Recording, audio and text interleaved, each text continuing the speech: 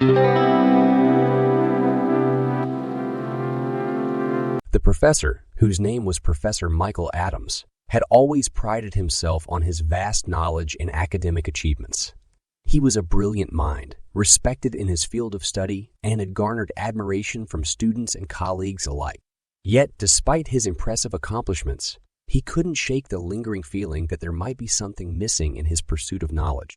One day, during his sabbatical, Professor Adams stumbled upon a small, tucked-away Zen temple on the outskirts of the city. Intrigued by the simplicity and elegance of the building, he decided to explore further.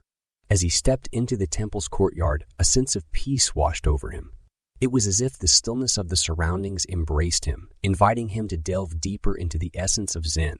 A Zen master named Master Hiroshi greeted him with warmth and humility. The two engaged in a brief conversation, and Professor Adams expressed his eagerness to learn about Zen philosophy and its profound teachings. Master Hiroshi smiled kindly. "You are most welcome, Professor Adams. But first, let us share some tea." He led the professor to a serene tea house surrounded by blooming cherry trees. The aroma of freshly brewed tea filled the air, evoking a sense of tranquility. The master carefully prepared the tea ceremony, a ritual that embraced mindfulness and grace. As the tea was poured into a delicate cup, Professor Adams observed intently.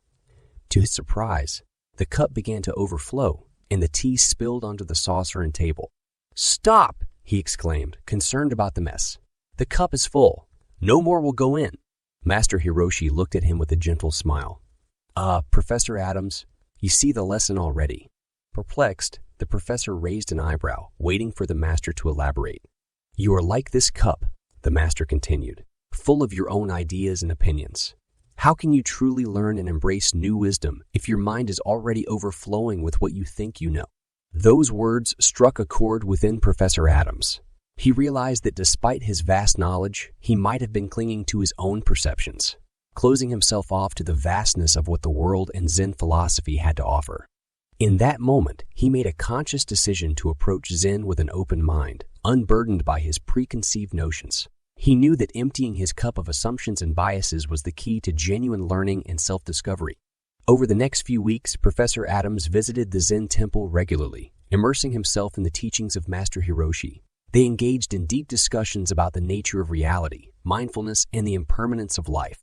Through meditation and contemplation, the professor began to experience the beauty of the present moment and the interconnectedness of all things.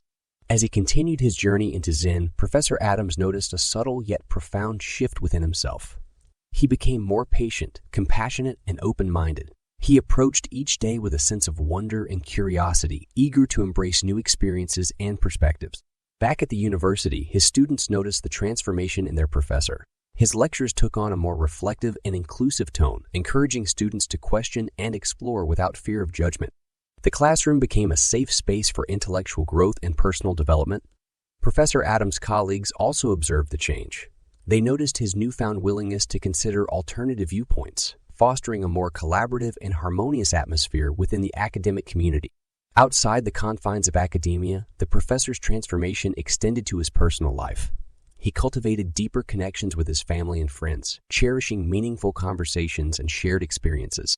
Years passed, and Professor Adams became a renowned scholar not only for his academic achievements, but also for his embodiment of Zen wisdom.